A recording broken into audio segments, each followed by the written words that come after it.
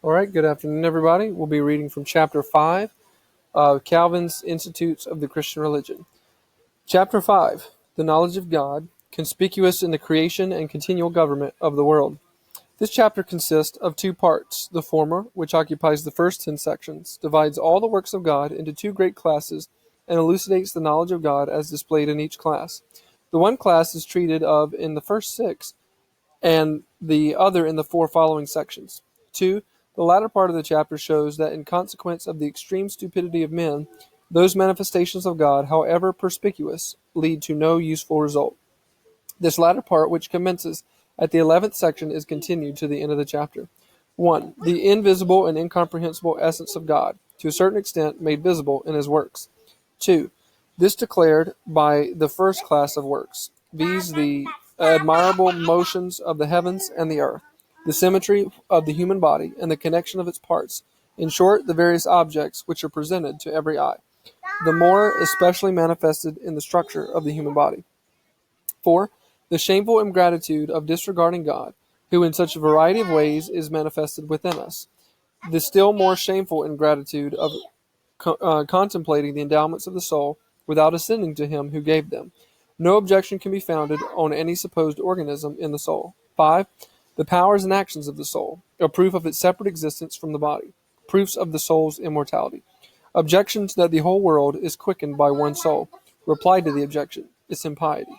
6. Conclusions from what has been said, viz. that the impotence, eternity, and goodness of God may be learned from the first class of works, i.e. those which are in accordance with the ordinary course of nature. 7. The second class of works, viz. those above the ordinary course of nature, afford clear evidence of the perfections of God, especially his goodness, justice, and mercy, also his providence, power, and wisdom.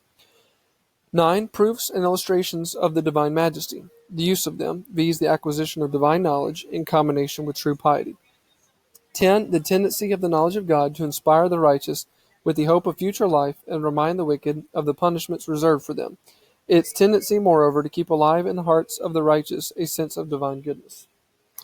11. The second part of the chapter, which describes the stupidity both of learned and unlearned in ascribing the whole order of things and the admirable arrangements of divine providence to fortune. 12. Hence polytheism with all its abominations and the endless and irreconcilable opinions of the philosophers concerning God. 13. All guilty of revolt from God, corrupting pure religion either by following general custom or the impious consent of antiquity.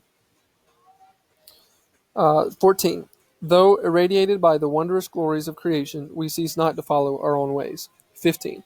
Our conduct altogether inexcusable, the dullness of perception being attributable to ourselves, while we are fully reminded of the true path, both by the structure and the government of the world. 1. Since the perfection of blessedness consists in the knowledge of God, he has been pleased, in order that none might be excluded from the means of obtaining felicity, not only to deposit in our minds that seed of religion of which we have already spoken, but so to manifest his perfections in the whole structure of the universe, and daily place himself in our view, that we cannot open our eyes without being compelled to behold him. His essence indeed is incomprehensible, utterly transcending all human thought. But on each of his works his glory is engraven in characters so bright, so distinct, and so illustrious that none, however dull and illiterate, can plead ignorance as their excuse. Hence, with perfect truth, the psalmist exclaims, "He covered himself with light as with a garment," as if he had said that God for the first time was arrayed in visible attire when in the creation of the world he displayed those glorious banners on which, to whatever side we turn, we behold his perfections visibly portrayed. In the same place the psalmist aptly compares the expanded heavens to his royal tent, and says, "He layeth the beams of his chambers in the waters, maketh the clouds his chariot, and walketh up upon the wings of the wind, sending forth the winds and lightnings as his swift messengers." And because the glory of his power and wisdom is most refulgent in the firmament, it is frequently designated as his palace. And first, wherever you turn your eyes, there is no portion of the world, however minute, that does not exhibit at least some sparks of beauty, while it is impossible to contemplate the vast and beautiful fabric as it extends around, without being overwhelmed by the immense weight of glory. Hence, the author of the Epistle to the Hebrews elegantly describes the visible world as images of the invisible. Hebrews 6 and verse number 3. The elegant structure Hence, the author of the Epistle to the Hebrews eloquently describes the visible worlds as images of the invisible. Hebrews 6 or 11, verse 3. The elegant structure of the world serving us as a kind of mirror, in which we may behold God though otherwise invisible. For the same reason, the psalmist attributes language to celestial objects, a language which all nations understand. Psalms, that is 19, verse 1. The manifestation of the Godhead being too clear to escape the notice of any people, however obtuse. The Apostle Paul, stating this still more clearly, says, "That which may be known of God is manifest to them, for God hath showed it unto them. For the invisible things of him from the creation of the world are clearly seen, being understood by the things that are made, even his eternal power and Godhead." Romans 1:20. 2. In attestation of his wondrous wisdom, both the heavens and the earth present us with innumerable proofs, not only those more recondite proofs which astronomy, medicine, and all the natural sciences are designed to illustrate, but proofs which force themselves on the notice of the most illiterate peasant, who cannot open his eyes without beholding them. It is true, indeed, that those who are more or less immediately acquainted with those liberal studies are thereby assisted and enabled to obtain a deeper insight into the secret workings of divine wisdom. No man, however, though he be ignorant of these, is incapacitated for discerning such proofs of creative wisdom as may well cause him to break forth in admiration of the Creator. To investigate the motions of the heavenly bodies, to determine their positions, measure their distances, and ascertain their properties, demands skill and a more careful examination. And where these are so employed, as the providence of God is thereby more fully unfolded, so it is reasonable to suppose that the mind takes a loftier flight and obtains brighter views of his glory. Still, none who have the use of their eyes can be ignorant of the divine skill manifested so conspicuously in the endless variety, yet distinct and well-ordered array of the heavenly host. And therefore it is plain that the Lord has furnished every man with abundant proofs of his wisdom. The same is true in regard to the structure of the human frame. To determine the connection of its parts, its symmetry and beauty, with the skill of a Galen, requires singular acuteness, and yet all men acknowledge that the human body bears on its face such proofs of ingenious contrivance as are sufficient to proclaim the admirable wisdom of its Maker. 3. Hence certain of the philosophers have not improperly called man a microcosm, a miniature world, as being a rare specimen of divine power, wisdom, and goodness, and containing within himself wonders sufficient to occupy our minds, if we are willing so to employ them. Paul, accordingly, after reminding the Athenians that they might feel after God and find him, immediately adds that he is not far from every one of us. And that's Acts 27, verse 27. 17, verse 27. Every man having his within himself undoubted evidence of the heavenly grace by which he lives and moves and has his being. But if in order to apprehend God it is unnecessary to go farther than ourselves, what excuse can there be for the sloth of any man who will not take the trouble of descending into himself that he may find him? For the same reason, too, David, after briefly celebrating the wonderful name and glory of God, as everywhere displayed, immediately exclaims, "What is man that thou art mindful of him?" And again, "Out of the mouth of babes and sucklings thou hast ordained strength." That's Psalms 8, 2, and 4.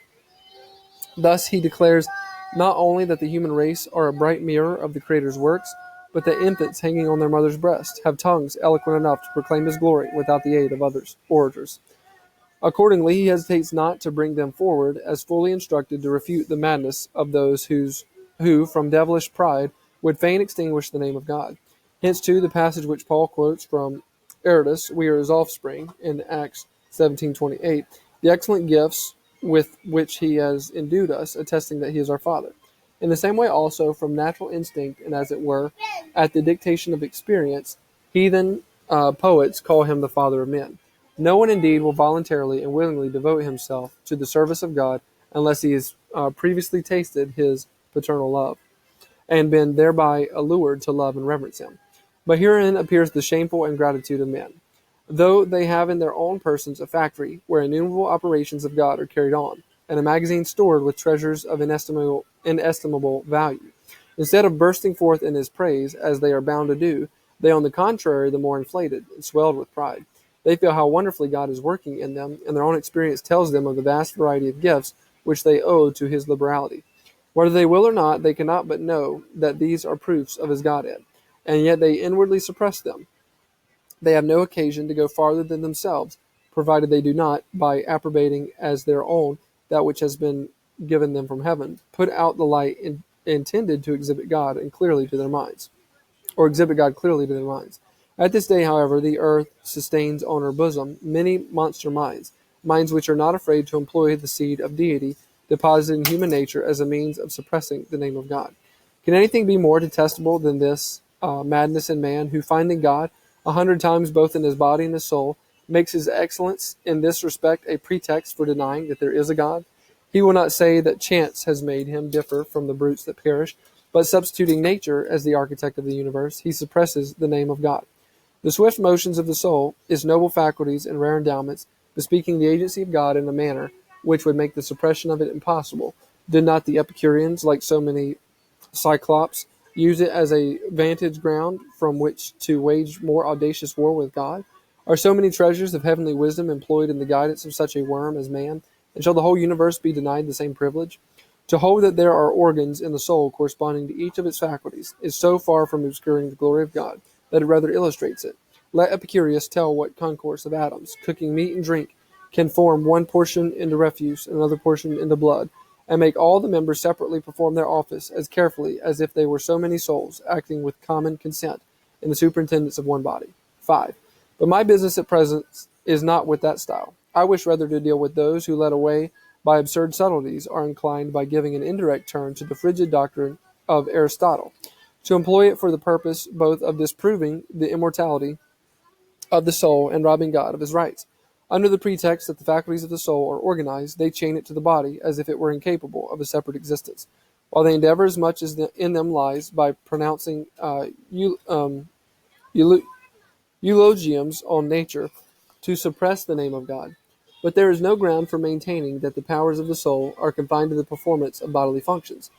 What has the body to do with your measuring the heavens, counting the number of stars, ascertaining their magnitudes, their relative distances, the rate at which they move, and the orbits which they describe?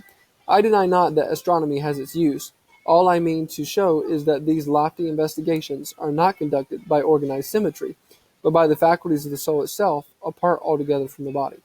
The single example I have given will suggest many others to the reader. The swift and versatile movements of the soul in glancing from heaven to earth, connecting the future with the past, retaining the remembrance of former years, nay, forming creations of its own, its skill, moreover, in making astonishing discoveries, inventing so many wonderful arts, are sure indications of the agency of God in man. What shall we say of its activity when the body is asleep? Its many revolting thoughts, its many useful suggestions, its many solid arguments, nay, its presentment of things yet to come.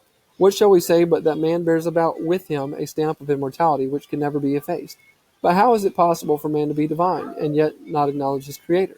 Shall we, by means of a power of judging implanted in our breast, distinguish between justice and injustice, and yet there be no judge in heaven? Shall some remains of intelligence continue with us in sleep, and yet no God keep watch in heaven? Shall we be deemed the inventors of so many arts and useful properties that God may be defrauded of his praise, though experience tells us plainly enough that whatever we possess is dispensed to us in unequal measures by another hand? The talk of certain persons concerning a secret inspiration quickening the whole world is not only silly, but altogether profane. Such persons are delighted with the following celebrated passage of Virgil: Know first that heaven and earth's compacted frame, and flowing waters, and the starry flame, and both the radiant lights, one common soul, inspires and feeds and animates the whole. This active mind, infused through all the space, unites and mingles with the mighty mass. Hence men and beasts the breath of life obtain, and birds of air, and monsters of the main. The ethereal vigor is all the same, and every soul is filled with equal flame. End quote. The meaning of all this is that the world, which was made to display the glory of God, is its own creator. For the same poet has in another place adopted a view common to both Greeks and Latins. Quote, Hence to the bee some sages have assigned a portion of the God and heavenly mind, for God goes forth and spreads throughout the whole heaven, earth, and sea the universal soul. Each as its birth, from him all beings share, both man and brute, the breath of vital air. To him return, and loose from earthly chain, fly whence they sprang, and rest in God again. Spurn at the grave, and fearless of decay, dwell in high heaven, and star the ethereal way. End quote. Here we see how far that jejune speculation of a universal mind animating and invigorating the world is fitted to beget and foster piety in our minds. We have a still clearer proof of this in the profane verses which the licentious Lucretius has written as a deduction from the same principle. The plain object is to form an unsubstantial deity, and thereby banish the true God, whom we ought to fear and worship. I admit, indeed, that the expression nature is God may be piously used, if dictated by a pious mind. But as it is inaccurate and harsh, nature being more properly the order which has been established by God, in matters which are so very important, and in regard to which special reverence is due, it does harm to confound the deity with the inferior operations of his hands. 6. Let each of us, therefore, in contemplating his own nature, remember that there is one God, who governs all natures, and in governing wishes us to have respect to himself, to make him the object of our faith, worship, and adoration. Nothing indeed can be more preposterous than to enjoy those noble endowments which bespeak the divine presence within us, and to neglect him who of his own good pleasure bestows them upon us. In regard to his power, how glorious the manifestations by which he urges us to the contemplation of himself! Unless indeed we pretend not to know whose energy it is that by a word sustains the boundless fabric of the universe, at one time making heaven reverberate with thunder, sending forth the scorching lightning, and setting the whole atmosphere in a blaze; at another causing the raging tempest to blow, and forthwith in one moment, when it so pleases him, making a perfect calm, keeping the sea, which seems constantly threatening the earth with devastation, suspended as it were in air; at one time lashing it into fury by impetuosity of the winds, at another appeasing its rage and stilling all its waves. Here we might refer to those glowing descriptions of divine power, as illustrated by natural events which occur throughout Scripture, but more especially in the book of Job and the prophecies of Isaiah. These, however, I purposely omit, because a better opportunity of introducing them will be found when I come to treat of the scriptural account of creation. I only wish to observe here that this method of investigating the divine perfections by tracing the lineaments of his countenance as shadowed forth in the firmament and on the earth is common both to those within and to those without the pale of the church. From the power of God we are naturally led to consider his eternity, since that from which all other things derive their origin must necessarily be self-existent and eternal. Moreover, if it be asked what cause induced him to create all things at first, and now inclines them to preserve them, we shall find that there could be no other cause than his own goodness. But if this is the only cause, nothing more should be required to draw forth our love towards him. Every creature, as the psalmist reminds us, participating in his mercy, his tender mercies are over all his works. 7. In this second class of God's works, namely, those which are above the ordinary course of nature, the evidence of his perfections are in every respect equally clear. For in conducting the affairs of men, he so arranges the course of his providence, as daily to declare by the clearest manifestations that though all are in innumerable ways the partakers of his bounty, the righteous are the special objects of his favor, the wicked and profane the special objects of his severity. It is impossible to doubt that his punishment of crimes, while at the same time he, in no unequivocal manner, declares that he is the protector and even the avenger of innocence, by shedding blessings on the good, helping their necessities, soothing and solacing their griefs, relieving their sufferings, and in all ways providing for their safety. And though he often permits the guilty to exult for a time with impunity, and the innocent to be driven to and fro in adversity, nay, even to be wickedly and iniquitously oppressed, this ought not to produce any uncertainty as to the uniform justice of all his procedure. Nay, an opposite inference should be drawn. When any one crime calls forth visible manifestations of his anger, it must be because he hates all crimes, and on the other hand, his leaving many crimes unpunished only proves that there is a judgment in reserve when the punishment now delayed shall be inflicted. In like manner, how richly does he supply us with the means of contemplating his mercy, when, as frequently happens, he continues to visit miserable sinners with unwearied kindness, until he subdues their depravity and woos them back with more than a parent's fondness. 8. To this purpose the psalmist, mentioning how God, in a wondrous manner, often brings sudden and unexpected succor to the miserable when almost on the brink of despair, whether in protecting them when they stray in deserts, and at length leading them back into the right path, or supplying them with food when famishing for want, or delivering them when captive from iron fetters and foul dungeons, or conducting them safe into harbor after shipwreck, or bringing them back from the gates of death by curing their diseases, or after burning up the fields with heat and drought, fertilizing them with the river of his grace, or exalting the meanest of the people, and casting down the mighty from their lofty seats. The psalmist, after bringing forward examples of this description, infers that those things which men call fortuitous events are so many proofs of divine providence, and more especially of paternal clemency. furnishing ground of joy to the righteous and at the same time stopping the mouths of the ungodly.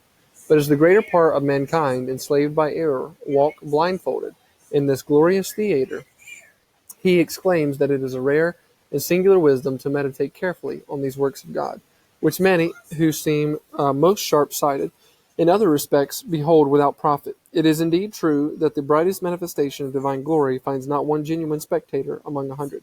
Still neither his power nor his wisdom is shrouded in darkness. His power strikingly displayed when the rage of the wicked, to all appearance irresistible, is crushed in a single moment, their arrogance subdued, their strongest bulwarks overthrown, their armor dashed to pieces, their strength broken, their schemes defeated without an effort.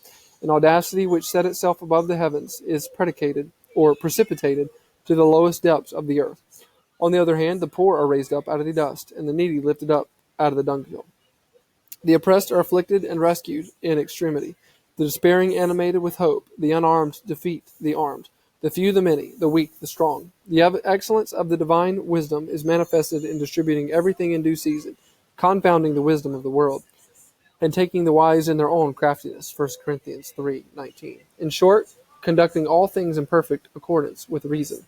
9. We see there is no need of a long and laborious train of argument in order to obtain proofs which illustrate and assert the divine majesty. The few which we have merely touched show them to be so immediately within our reach in every quarter that we can trace them with the eye, or point to them with the finger. And here we must observe again, see chapters 2, that the knowledge of God, which we are invited to cultivate, is not that which, resting satisfied with empty speculation, only flutters in the brain, but a knowledge which will prove substantial and fruitful, wherever it is duly perceived and rooted in the heart. The Lord is manifested by his perfections. When we feel their power within us, and are conscious of their benefits, the knowledge must impress us more vividly than if we merely imagined a God, whose presence we never felt. Hence it is obvious that in seeking God, the most direct path and the fittest method is not to attempt with presumptuous curiosity to pry into his essence, which is rather to be adored than minutely discussed, but to contemplate him in his works, by which he draws near, becomes familiar, and in a manner communicates himself to us. To this the apostle referred when he said that we need not go far in search of him in Acts 17:27, because he, by the continual working of his power, he dwells in every one of us. Accordingly, David in the Psalms, after acknowledging that his greatness is unsearchable, proceeds to enumerate his works, declaring that his greatness will thereby be unfolded. It therefore becomes us also diligently to prosecute that investigation of God, which so enraptures the soul with admiration as at the same time to make an efficacious impression on it. And as Augustine expresses it, since we are unable to comprehend him, and are, as it were, overpowered by his greatness, our proper course is to contemplate his works, and so refresh ourselves with his goodness. 10. By the knowledge thus acquired, we ought not only to be stimulated to worship God, but also aroused and elevated to the hope of future life. For observing that the manifestations which the Lord gives both of his mercy and severity are only begun and incomplete, we ought to infer that these are doubtless only a prelude to higher manifestations, of which the full display is reserved for another state. Conversely, when we see the righteous brought into affliction by the ungodly, assailed with injuries, overwhelmed with calumnies, and lacerated by insult and contumely, while on the contrary the wicked flourish, prosper, acquire ease and honor, and all these with impunity, we ought forthwith to infer that there will be a future life in which iniquity shall receive its punishment, and righteousness its reward. Moreover, when we observe that the Lord often lays his chastening rod on the righteous, we may the more surely conclude that far less will the unrighteous ultimately escape the scourges of his anger. There's a well-known passage in Augustine where all sin now visited with open punishment, it might be thought that nothing had reserved for the final judgment. And on the other hand, where no sin now openly punished, it might be supposed that there was no divine providence. End quote. It must be acknowledged, therefore, that in each of the works of God, and more especially in the whole of them taken together, the divine perfections are delineated as in a picture, and the whole human race thereby invited and allured to acquire the knowledge of God, and in consequence of this knowledge, true and complete felicity. Moreover, while his perfections are thus most vividly displayed, the only means of ascertaining their practical operation and tendency is to descend into ourselves and consider how it is that the Lord there manifests his wisdom, power, and energy, how he there displays his justice, goodness, and mercy.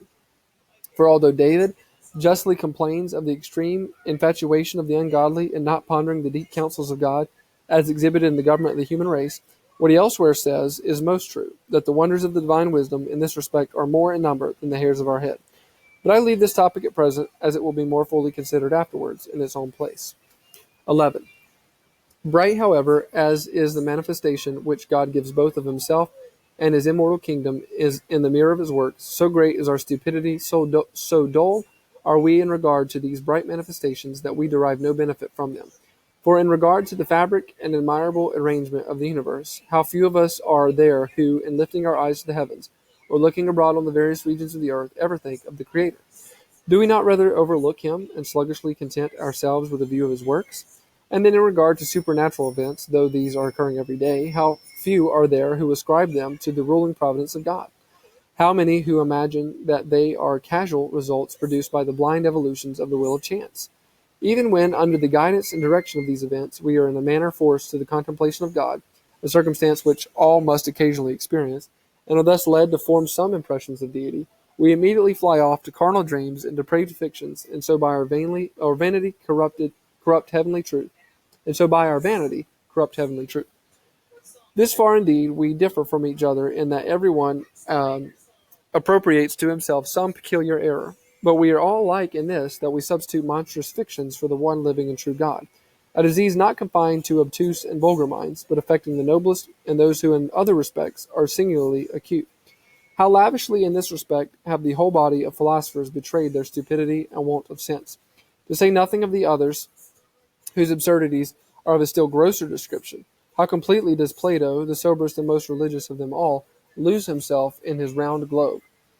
What must be the case with the rest when the leaders, who ought to have set them an example, commit such blunders and labor under such hallucinations? In like manner, while the government of the world places the doctrine of providence that all things were carried beyond dispute, places the doctrine of providence beyond dispute, the practical result is the same as if it were believed that all things were carried hither and thither at the caprice of chance. So prone are we to vanity and error. I am still referring to the most distinguished of the philosophers, and not to the common herd, whose madness in profaning the truth of God exceeds all bounds. 12. Hence, that immense flood of error with which the whole world is overflowed, every individual mind being a kind of labyrinth, it is not wonderful, not only that each nation has adopted a variety of fictions, but that almost every man has had his own God. To the darkness of ignorance have been added presumption and wantonness, and hence there is scarcely an individual to be found without some idol or phantom as a substitute for deity. Like water gushing forth from a large and copious spring, immense crowds of gods have issued from the human mind, every man giving himself full license and devising some peculiar form of divinity to meet his own views. It is unnecessary here to attempt a catalogue of the superstitions with which the world was overspread. The thing were endless, and the corruptions themselves, though not a word should be said, furnish abundant evidence of the blindness of the human mind. I say nothing of the rude and illiterate vulgar, but among the philosophers, who attempted, by reason and learning, to pierce the heavens, what shameful disagreement! The higher any one was endued with genius, and the more he was polished by science and art, the more specious was the coloring which he gave to his opinions. All these, however, if examined more closely, will be found to be vain show. The Stoics plumed themselves on their acuteness, when they said that the various names of God might be extracted from all the parts of nature, and yet that his unity was not thereby divided, as if we were not already too prone to vanity, and had no need of being presented with an endless multiplicity of gods, to lead us further and more grossly into error. The mystic theology of the Egyptians shows how sedulously they labored to be thought rational on this subject. And perhaps at the first glance some show of probability might deceive the simple and unwary. But never did any mortal devise a scheme by which religion was not foully corrupted. This endless variety and confusion emboldened the Epicureans and other gross despisers of piety to cut off all sense of God. For when they saw that the wisest contradicted each other, they hesitated not to infer from their dissensions and from the frivolous and absurd doctrines of each that men foolishly and to no purpose brought torment upon themselves by searching for a God, there being none. And they thought this inference safe, because it was better at once to deny God altogether than to feign uncertain gods, and thereafter engage in quarrels without end. They indeed argue absurdly, or rather weave a cloak for their impiety out of human ignorance, though ignorance surely cannot derogate from the prerogatives of God. But since all confess that there is no topic on which such difference exists, both among learned and unlearned, the proper inference is that the human mind, which thus errs in inquiring after God, is dull and blind in heavenly mysteries. Some praise the answer of Simonides, who, being asked by King Hiero what God was, asked a day to consider. When the king next day repeated the question, he asked 2 days, and after repeatedly doubling the number, at length replied, "The longer I consider, the darker the subject appears."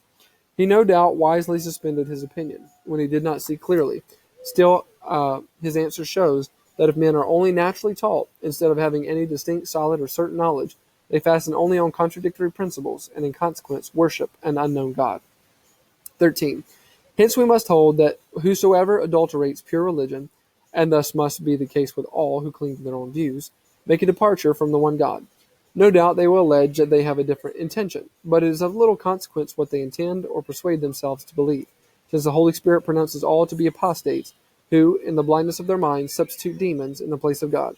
For this reason, Paul declares that the Ephesians were without God, Ephesians 2:12, until they had learned from the gospel what it is to worship the true God. Nor must this be restricted to one people only, since in another place he declares in general that all men became vain in their imaginations, after the majesty of their Creator was manifested to them in the structure of the world. Accordingly, in order to make way for the only true God, he condemns all the gods celebrated among the Gentiles as lying and false, leaving no deity anywhere but in Mount Zion, where the special knowledge of God was professed. Habakkuk 2:18 and 20. Among the Gentiles in the time of Christ, the Samaritans undoubtedly made the nearest approach to true piety. Yet we hear from his own mouth that they worshipped they knew not what. John 4:22. Whence it follows that they were deluded by vain errors. In short, though all did not give way to gross vice or rush headlong into open idolatry, there was no pure and authentic religion founded merely on common belief. A few individuals may not have gone all insane lengths with the vulgar. Still, Paul's declaration remains true that the wisdom of God was not apprehended by the princes of this world. 1 Corinthians 2:8. But if the most distinguished wandered in darkness, what shall we say of the refuse? No wonder, therefore, that all worship of man's device is repudiated by the Holy Spirit as degenerate. Any opinion which man can form in heavenly mysteries, though it may not beget a long train of errors, is still the parent of error. And though nothing worse should happen, even this is no light sin, to worship an unknown God at random. Of this sin, however, we hear our Savior from our Savior's own mouth in John 4 and verse number 22, that all are guilty who have not been taught out of the law who the God is whom they ought to worship. Nay, even Socrates in Xenophon lauds the response of Apollo, enjoining every man to worship the gods according to the rites of his country, and the particular practice of his own city. But what right have mortals thus to decide of their own authority in a matter which is far above the world? Or who can so acquiesce in the will of his forefathers or the decrees of the people as unhesitatingly to receive a god at their hands? Every one will adhere to his own judgment sooner than submit to the dictation of others. Since, therefore, in regulating the worship of God, the custom of a city or the consent of antiquity is too feeble and fragile bond of piety, it remains that God himself must bear witness to himself from heaven. 14. In vain for us, therefore, does 14. In vain for us, therefore, does creation exhibit so many bright lamps lighted up to show forth the glory of its author. Though they beam upon us from every quarter, they are altogether insufficient of themselves to lead us into the right path. Some sparks undoubtedly they do throw out, but these are quenched before they can give forth a brighter effulgence. Wherefore the apostle, in the very place where he says that the worlds are images of invisible things, adds that it is by faith we understand that they were framed by the word of God. Hebrews 11:3. Thereby intimating that the invisible Godhead is indeed represented by such displays, but that we have no eyes to perceive it until they are enlightened through faith by internal revelation from God. When Paul says that that which may be known of God is manifested by the creation of the world, he does not mean such a manifestation as may be comprehended by the wit of man, Romans 1:19. On the contrary, he shows that it has no further effect than to render us inexcusable, in Acts 17:27. And though he says elsewhere that we have not far to seek for God, inasmuch as he dwells within us, He shows in another passage to what extent this nearness to God is availing.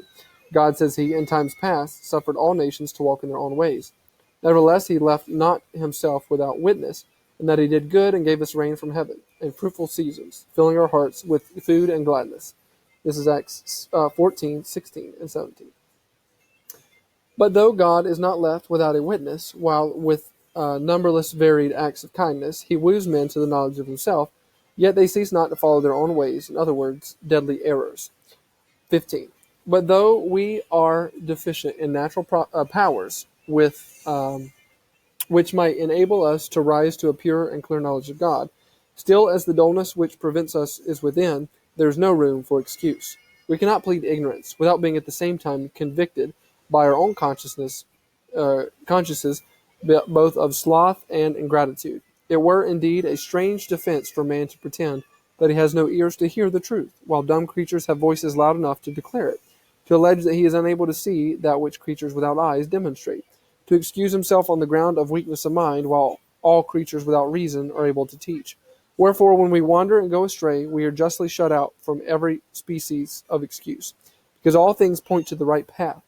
But while man must bear the guilt of corrupting the seed of divine knowledge so wondrously deposited in his mind, and preventing it from bearing good and genuine fruit, it is still most true that we are not sufficiently instructed by that bare and simple, but magnificent testimony which the creatures bear to the glory of their Creator. For no sooner do we, from a survey of the world, obtain some slight knowledge of deity, than we pass by the true God, and set up in his stead the dream and phantom of our own brain, drawing away the praise of justice, wisdom, and goodness from the fountainhead, and transferring it to some other quarter. Moreover, by the erroneous estimate we form, we either so obscure or pervert his daily works, as at once to rob them of their glory, and the author of them of his just praise.